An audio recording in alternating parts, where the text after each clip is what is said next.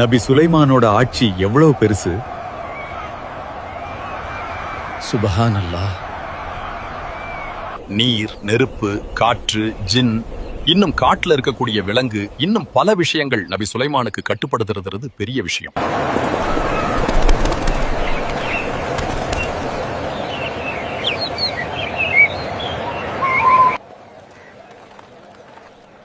எப்படி இருக்கீங்க?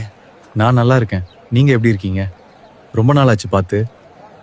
சுலைமான் நபியோட படையில இருந்த ஹுத்ஹுத் பறவை எங்கோ போயிருச்சா? அதனால அந்த பறவை மேல நபி சுலைமான் கோபத்துல இருக்காரு. அந்த ஹுத்ஹுத் பறவைய நான் பார்த்தேன். அது கிழக்கு பக்கம் ஏமன் நாட்டு திசையை நோக்கி பறந்து போச்சு.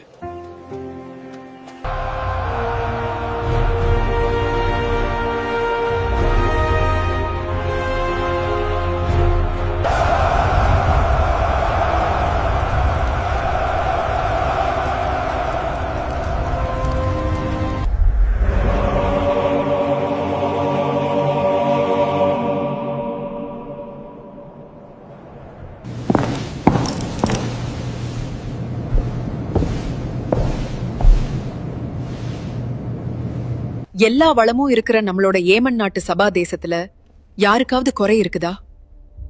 யாராவது கஷ்டப்படுறாங்களா அமைச்சரே? பல்கீஸ் ராணி, நம்மளோட மக்கள் எல்லாம் சந்தோஷமா இருக்காங்க. நம்ம வணங்கும் சூரிய கடவுளால செல்வத்துல மனசு நிறைஞ்சிருக்காங்க. எந்த குறையும் இல்ல.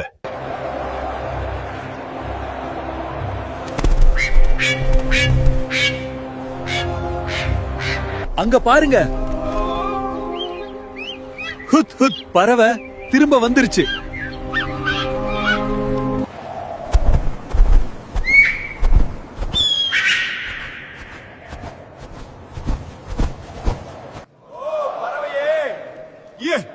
இவ்வளவு நேரமா எங்க போயிட்ட?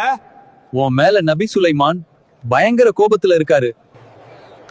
நான் எங்க போயிட்டு வந்தேன்னு தெரிஞ்சா நபி சுலைமான் ரொம்ப சந்தோஷப்படுவாரு. உங்களுக்கெல்லாம் தெரியாத ஒரு விஷயத்தை ஏமன் நாட்டு சபா தேசத்துல இருந்து கொண்டு வந்திருக்கேன். அது உங்களை ஆச்சரியப்படுத்தக்கூடிய விஷயம். சுலைமான் நபியே, என்ன மன்னிச்சிடுங்க. அந்த நாட்டுல ஒரு பெண் ஆட்சி செய்கிறாள். அந்த பெண்ணுக்கு எல்லா வசதிகளும் கொடுக்கப்பட்டிருக்கு. அந்த பெண்ணிடத்துல மகத்தான சிம்மாசனம் இருக்கு. ஆனா அவளும் அந்த மக்களும் அல்லாஹ்வை வணங்காம சூரியனை வணங்குறாங்க. சைத்தானை நம்பி அவனோட அடிச்சுவட பின்பற்றாங்க. அவங்க செய்யற அந்த விஷயத்தை அவங்களுக்கு சைத்தான் அழகாக காண்பிக்கிறான். இந்த கடிதத்தை பல்கீஸ் ராணிக்கு சுலைமான் நபி எழுதியிருக்காரு.